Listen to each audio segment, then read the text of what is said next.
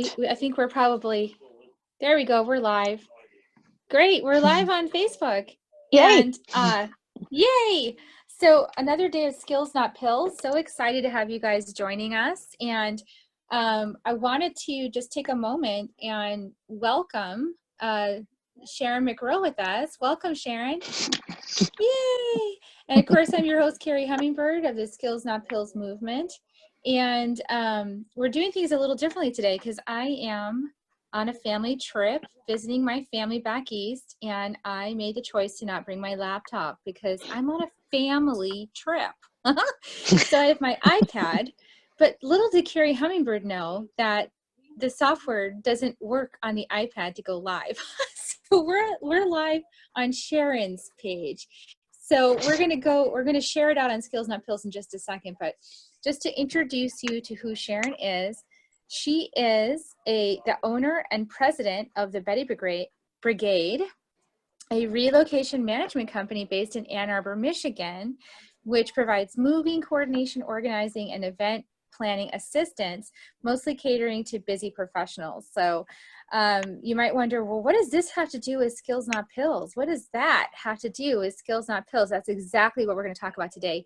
Detoxing and decluttering, free your space from what is slowing you down.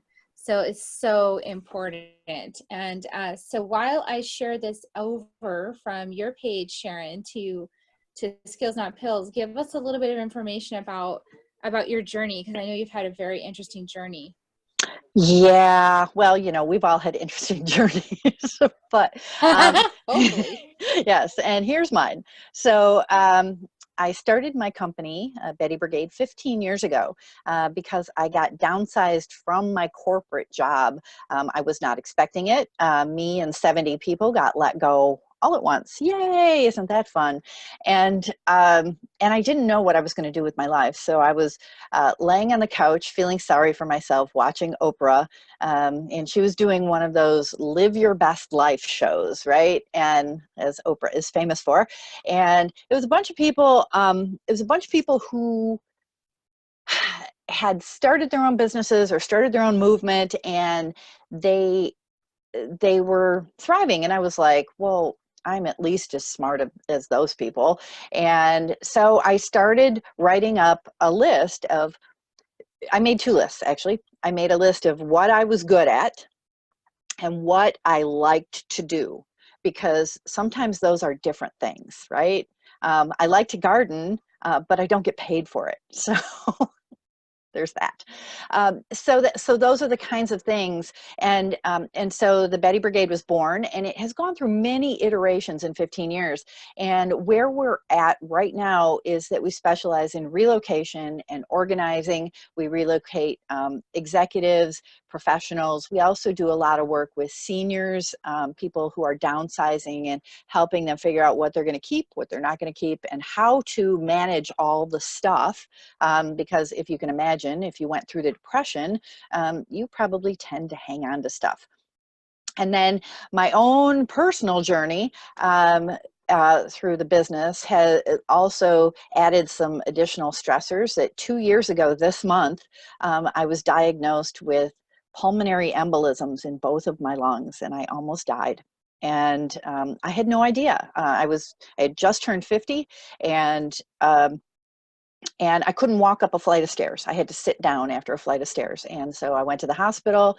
The doc said, "Oh, you're not going home, and we're afraid you're going to die." And yeah. And so I went on some blood thinners and did a whole bunch of stuff. And I am still with us. I'm still here on the planet. Yay.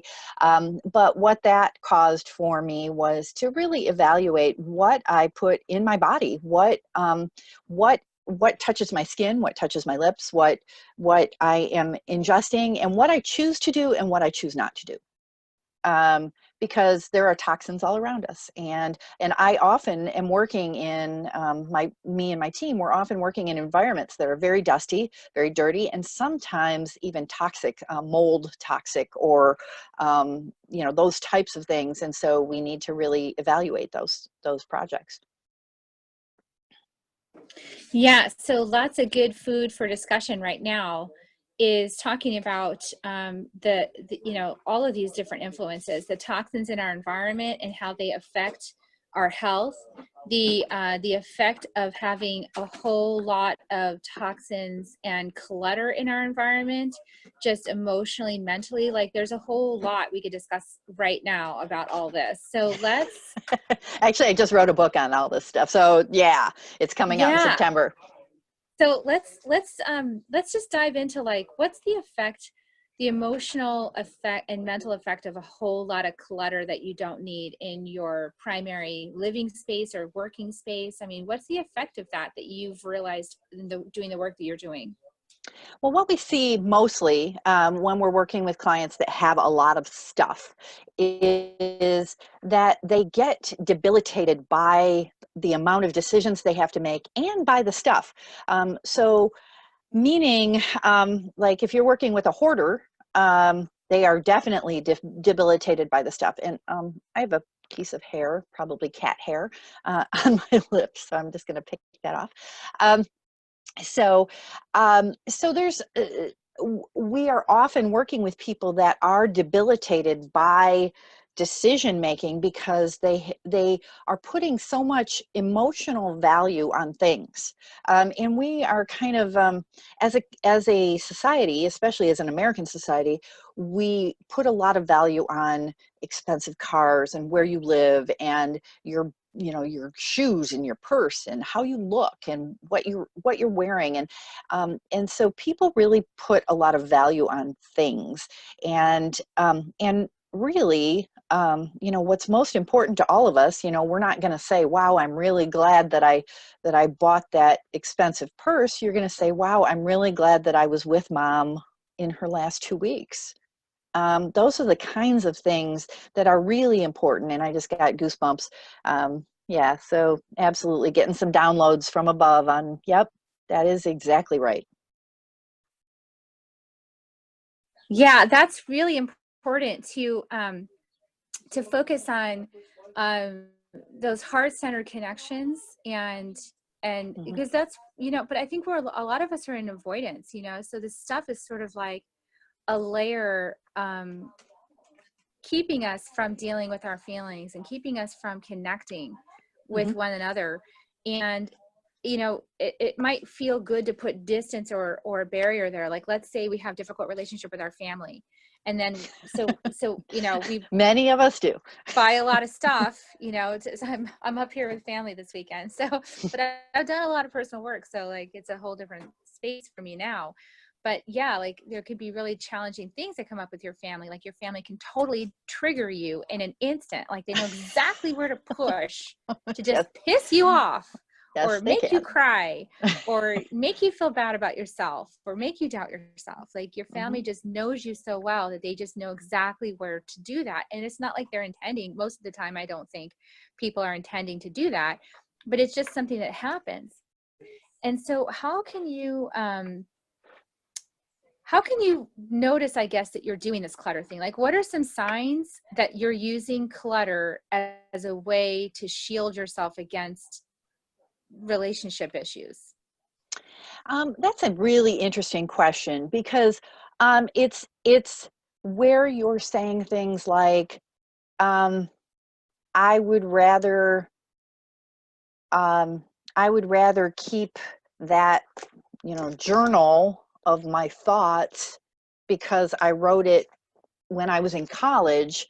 I would rather keep that because it's more important to me than going and spending time with a person or having a weekend with family or having taking that time to really kind of have the experience, and we all struggle with this, like seriously, like there's nobody who like comes out of the womb and says, I'm going to give to the world and I'm going to be kind all the time. Well, maybe there are people out there, but I'm not one of them. And it's a learned thing for me. And so I want to tell you a story about a lady that we were working with, and this was several years ago. I was in her basement, and there was this big old, like it was a treadle sewing machine. If you don't know what that means, it's like the kind you have to do this with the pump. There's no electricity on it. You have to do that to make the sewing machine go. And it was covered in dust and cobwebs, and it had a bunch of pots and like old potting material piled on top of it. So I said to the lady, hey, let's get rid of that sewing machine. And she said, oh no, that was my mother's sewing machine. I need to keep that. And, clearly it didn't mean a lot to her because A, it's sitting in the basement. It's covered in cobwebs and dust and stuff. It's not in her daily space. She walks by it without viewing it anymore. So I said to her, look, if you really feel that that's an important piece of furniture, then let's put it where you see it every day. And she said, no, I don't want to make room for it. And I said, okay, then let's let it go, because your mother is not that piece of furniture. Your mother is in your heart. And if you really want to remember the sewing machine, let's take a picture of it, and you can keep the picture, and you can look at the picture whenever you want. And the picture takes up a whole lot less space than a dusty sewing machine that's covered in cobwebs. So that's what I mean by there are some times when stuff gets in your way. And what you were just talking about is that we really have to kind of prioritize if it's sitting in a box in your basement or in your attic and has been for 15 years, how important is it really to you? Yeah, do you even remember that you have it? Exactly.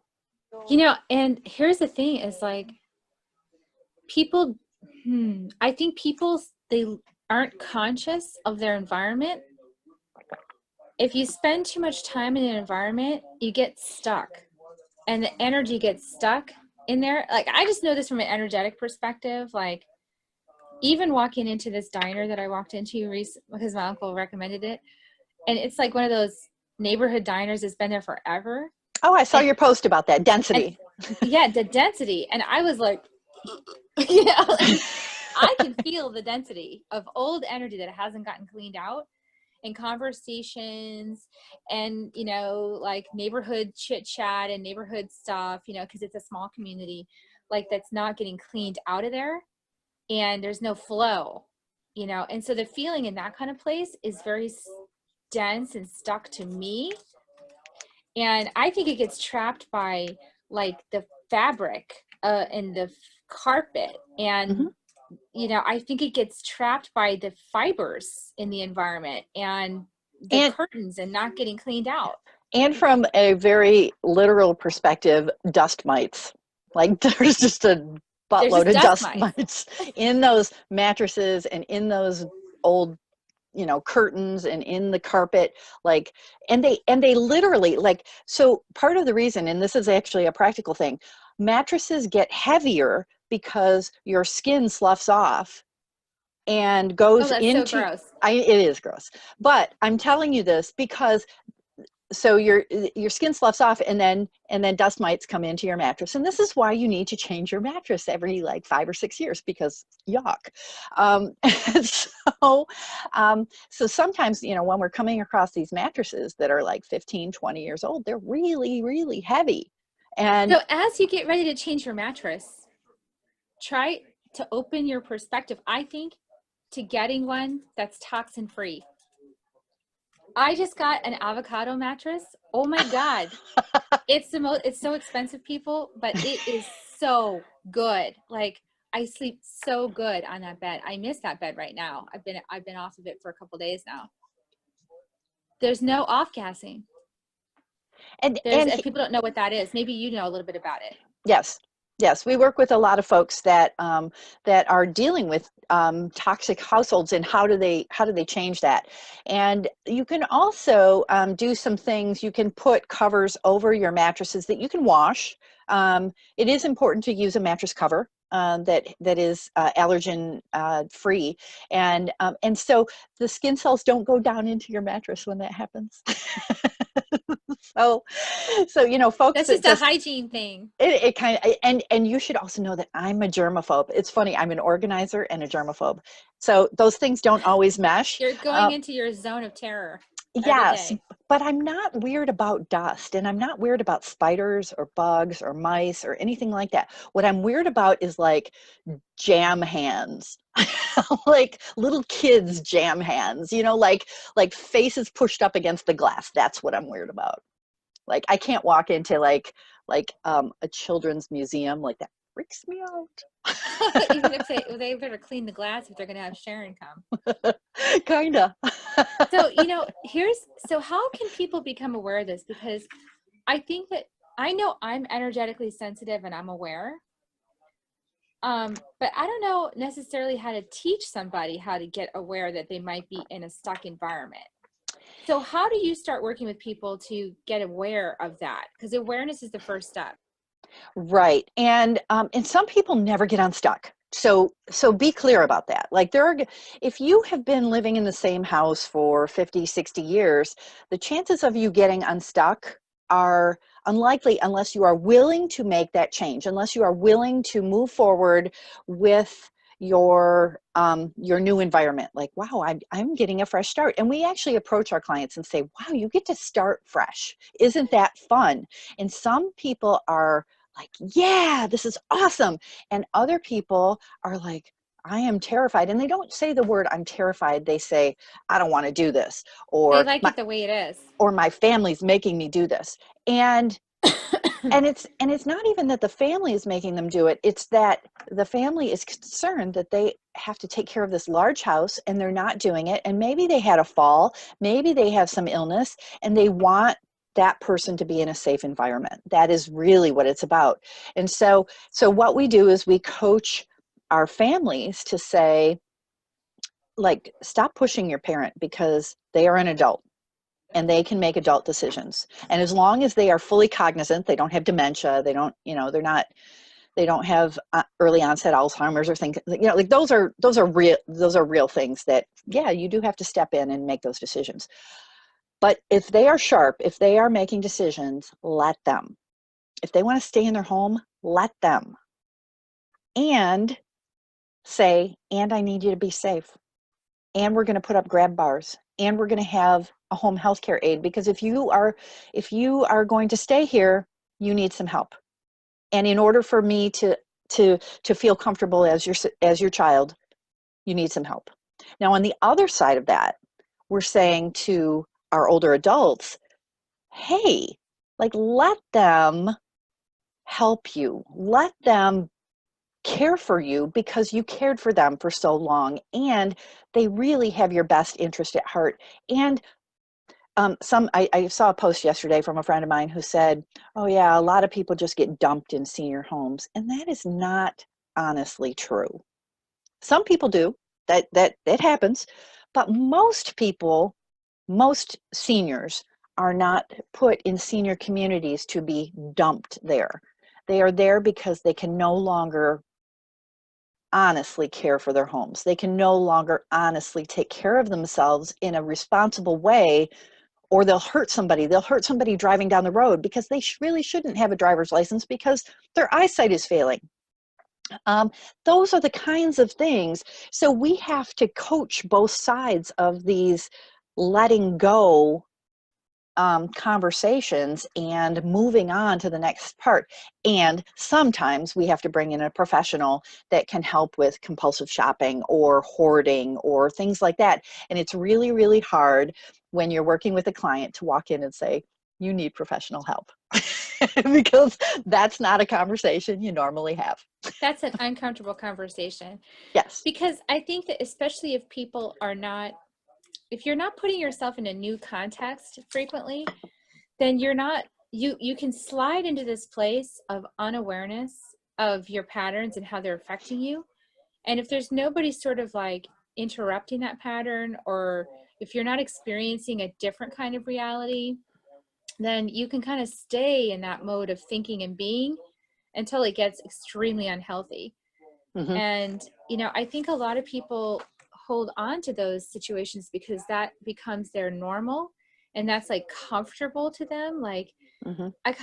a lot of times when I talk to my clients about this in terms of like just emotional mental patterns, it's like the toddler that does not want to let go of the blankie. Mm-hmm. Like that blankie is tattered. It's been sucked like threadbare. It's dirty. It's been dragged along the ground for like years. And it's covered in dust mites. And it's covered in dust mites and it's nasty. And they still won't let go of that thing. Yep. You know, and I understand because like you feel exposed Hmm. and vulnerable when you let go of some of these things. There's actually a phenomenon. I had a client that lived in a lot of clutter, and as she started clearing the clutter out, she started feeling scared Hmm. because that clutter was creating like a safety zone. Yep. Talk Yep. about that a little bit. Yeah, absolutely. And so, and there's two sides of this too. So I want to talk about the folks that absolutely refuse to move forward with that. So um, there are people that they honestly, they've grown up in an environment or they've had something emotionally happen to them that they need to feel surrounded by stuff. That is where, that is their safe zone. You are exactly right. And you have to say, okay, so what is it about that? And would you be willing to talk to a professional about that? And here's some names. Whatever you do is up to you, but here are some names of people that, because that part doesn't happen for a lot of people, and that's usually what we say. We don't say you're not normal, because that would be weird. um, we say this doesn't happen for most of our clients. And then we also say, and as you let go, as you clear out your closets, as you clear out your attics and your basements and your garages, because that's where people store things, then imagine what there will be room for. And that doesn't mean we're saying time to go shopping. It means that Fill it there back is, up. yeah, it means that there is now space. You're not having to hold all that stuff in your head and hold all that stuff in your house. New things open up for you as you let go of old things. Just like with energy, it also happens with your stuff. So when you clear out your closet, when you let go of those clothes that you've been holding on to for 20 years because one day you're going to fit back into them, like you really will open up energetically, and it's not even something that you think about consciously. I love that example of the jeans that you gave because so many people do that. They hold on to clothes that don't fit and they think, okay, it's going to fit one day. Like I'm trying to be someone I'm not anymore. I'm trying to go back in time and be someone I used to be that I'm not anymore. I'm not being present with who I am today. And I think that's also a big part of how disease starts to happen because we're in not acceptance of who we are. We're in not acceptance of who we're being now. And we have a lot of energy tied up in our physical things in our home that are no longer serving. So talk a little bit about what maybe you've noticed around the connection between clutter, holding on to a bunch of stuff and not processing it, and disease. Like what connections have you made about that? Well, first of all, I just want to be very clear. I am not a doctor. I am not diagnosing anyone. So let's make sure we have the disclaimer, because I'm a professional organizer and Absolutely. And and I run a company. Skills Not Pills is about broadening those perspectives and sharing Right. our own experiences. Yeah. But what I do notice is that people are really, they struggle a lot more when they're holding on to things. And there's a lot more pain, a lot more anger, a lot more, oh my gosh, I just can't do this. Lots of overwhelm. We see a lot of overwhelm in what we do. And so what we do is we create a plan. That's part of our process. Is we create a plan, and then people start to feel safe. Oh, there's a plan, and these people have done this before. And is there still resistance? Absolutely, people still resist. But one of the things that came to me most recently in the last year, it actually came from the retreat that you and I were in San Diego just a few months ago, is that I hadn't considered, and so think about this for a minute. What if what if people are processing grief of their stuff? So it's not about resistance to letting go. It's about the grief of mourning an old lifestyle, the grief of mourning memories of people who have passed. And you can't hold on to those people anymore. So you're holding on to their stuff. So that's what happens. And people aren't processing their own grief. So that's actually something that, and yeah, I'm getting downloads again. That's definitely right on track. Yeah, I definitely feel that. And as you were speaking, I was thinking about a practice that I learned from my training, which is a skill, really. The thing is that we can talk about our past and we can talk about the people in our past, and that psychotherapy, you know, is sort of geared towards the talking thing. But if you're more of a feeler, none of that feels real. Like it's just, it doesn't feel anchored. It's just intangible. It's just Hmm. words. Right. And part of the reason I think in that case, maybe why people hold on to things is because they need a tangible anchor for that thing. So Hmm. they feel it still. Right. So one of And the that's where skills, the picture comes in, is like, take a yeah. picture.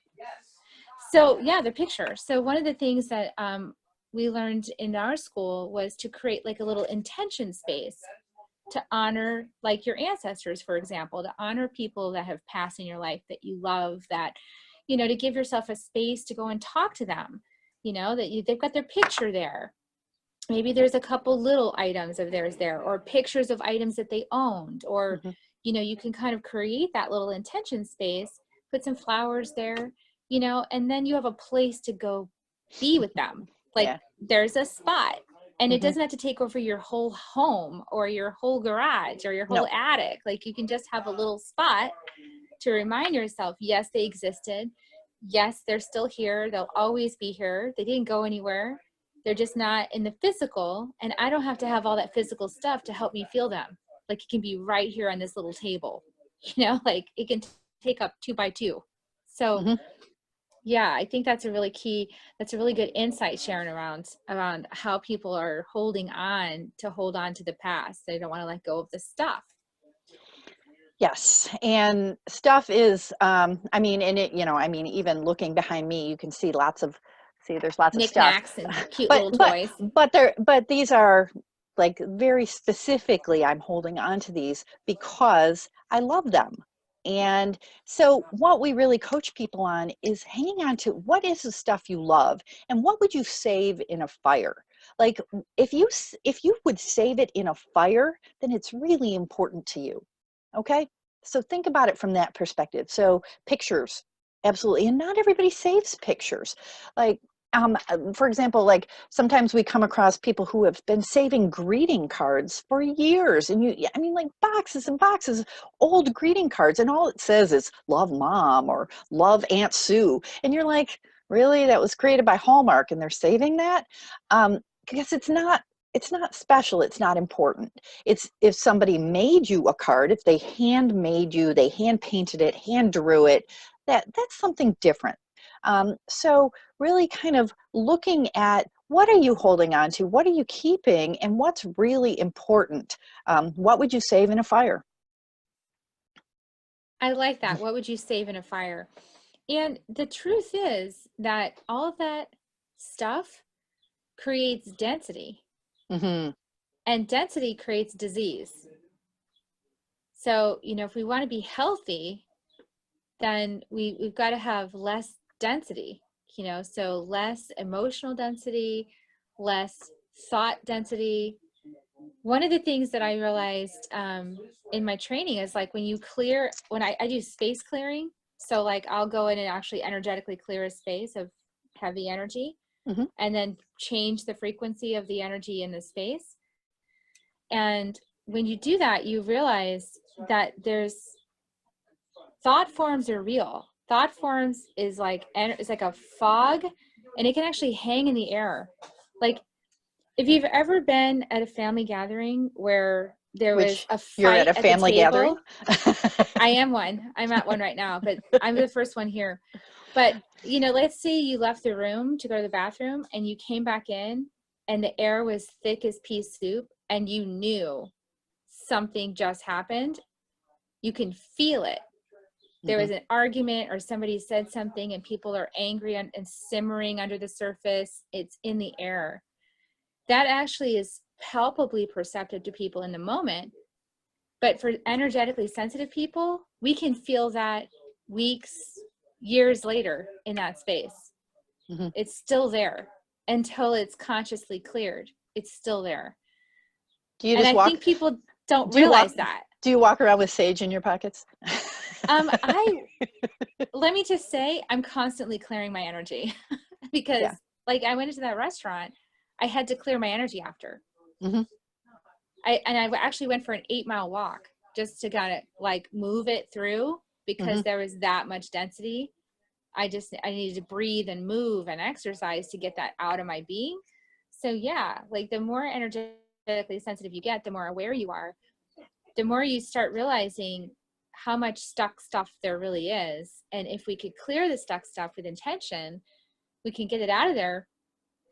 We feel better. Like we feel freer, we feel lighter, the energy is moving, we feel happy. It's easier to get happy. We're Mm-hmm. not so depressed, you know?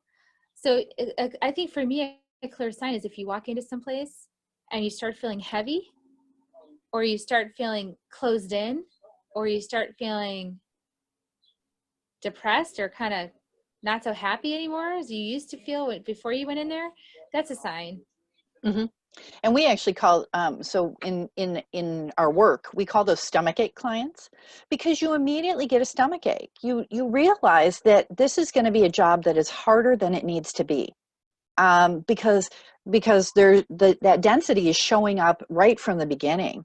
And so for my team that is not quite as energetically sensitive, we have a questionnaire, and it's 12 questions of yes, no, maybe, that easily allows them to see where that density is, so that we are choosing the clients as much as they are choosing us. And it really allows us to keep moving forward. And it doesn't mean that we don't still choose clients that have density, but if we can help them move through it, then all the better. Yeah, that's really good. That's a good point. So practical things. What are some of those practical things to help people identify the density? Okay, so everybody has stuff, right? Everybody has things, and there are people, there's the tiny house movement. So, and especially millennials are really not about stuff. Millennials are about experiences, right? So think about like the younger generation already has this figured out. They are already moving through that density a lot faster than people who went through the depression, that feel like they need to hoard things. They need to hold on to stuff. And so just looking at how people manage their things. And what's interesting is that as people have been holding on to things for years and years because one day I'm going to sell it and it's going to be valuable. And what's happening is that as stuff is glutting the market, as people are selling, as the baby boomers are aging and downsizing, stuff is glutting the market. And so the value is significantly dropping. And so really kind of look at how will that, is it an experience you want, or do you want a new purse? And if you want a new purse, if you need a new purse, then go buy a new purse. But do you need 17 new purses? Do you, like really, what do you need? We just moved a lady who probably has 300 pairs of shoes, and like no joke, 300 pairs. Her husband calls it the Imelda Marcos Memorial Shoe Closet, and and so that was for real. And we unpacked her, and she wasn't willing to let go of any of them. And that is her choice. That is her choice. And that's not how I live my life. It's a different, she wants to hold on to that. She is very much in not a hard density, but it made it difficult for us to find space in her new house, to put the things in a place where she could actually use them. And so that's where you have to have conversations with people about what's important to you, and um, really, getting clear on that. And I don't at all remember what you asked me. It's freaking amazing. No, it's fantastic though. It's such a different aspect. I encourage people to really think about this as a real thing. Like take this seriously. Mm-hmm. Take it seriously, because let's say you're feeling depressed and you don't know why. And you can't stop thinking about your former relationship. Go in your closet. Is there clothing in your closet that you wore a lot during that other relationship? That's a great point. I Um, mean, have you cleared the clothing? Have you like, you know, even things that person gave you that really are going to remind you of them. yeah. Yeah, things that make you think about that person. And it could be as simple as, like, you could do some practical things like cleaning out your junk drawer or cleaning out your refrigerator, and just watch how that makes you feel. Like, those are things that we all need to do, that whether you have a lot of stuff or a little bit of stuff, like, chances are, how clean is your fridge really? Yeah, So mine needs to be cleaned. yeah, and pretty much everyone's does. There's always, like, some old green thing that at the back of the fridge that you forgot about. They got shoved, behind the milk carton. And so, like, take the time to, when you have a spare 15 minutes, okay, I'm going to clean this shelf, or I'm going to clean this drawer. And you can even set a timer. There are people that do that, where they set a timer and they're going to organize for 15 minutes. Good. At least you're taking a step. Baby steps are better than no steps, just like with exercise. I agree with that because it is daunting. The longer you let it build up for, the more overwhelming it can feel, all that stuff. And like Mhm. the idea of going through it can feel insurmountable. And so, yeah, those baby steps, like clean up one little thing and notice how much better that feels. Looks Yeah. and feels better. And sometimes things will conspire to help you clean. Like I had this, things will conspire to help you clean up. Let me finish my sentence. I was leaving town, and my puppy I have a dog sitter coming over to watch the dogs, to be with the dogs. And the puppy started acting up over the last few days and was not happy and started destroying everything. So she Mm. started like anything she could get her mouth on to like pull out a basket or pull out some papers or pull out this bag or, things that I had just left on the floor. Like I have like a mail stand where I put my mail and things like that in the kitchen. And it's all, she just gets her mouth on it and like wants to chew. So I'm like, all right, I'm going to have to fix her wagon. So I had to put a lot of things away. I had to clean up a lot of things that I had just like flung there because I didn't want to deal with it. So sometimes life conspires to help you clean up your clutter. Right. And Otherwise one your of dog's going to eat it. that, well, and that's a very practical point of view, but think about it from this perspective. Like, what if you're experiencing money problems? What are the things that you're hoarding? What are the things that you're holding on to or creating density around that are keeping money from coming into your accounts? What are the things that you're doing? Like, are you continuing to allow clients that pay you 25 cents an hour because they take up so much of your time? Or are you continuing to allow family members that bring that negative energy to stay in your daily existence? Like, they're still your family. You still have to, be around them and have a relationship with them, but they don't have to be in your daily life. And so, what are you really choosing to have in your daily life, in your I can touch it. It's right here. Like, this is look at what's easy to access. And so think about it from this perspective in your kitchen.